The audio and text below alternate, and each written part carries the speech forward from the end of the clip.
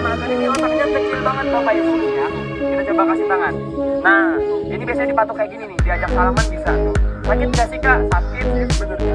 Nah, gila. Nah, jadi dia nggak punya gigi tapi paru doang itu sakit rasanya kecicit. Nah, sekarang saya tanya, udah ada yang pernah lihat telur burung unta? Oke, Oke, sekarang kita lihatkan ya telur burung unta kita ya.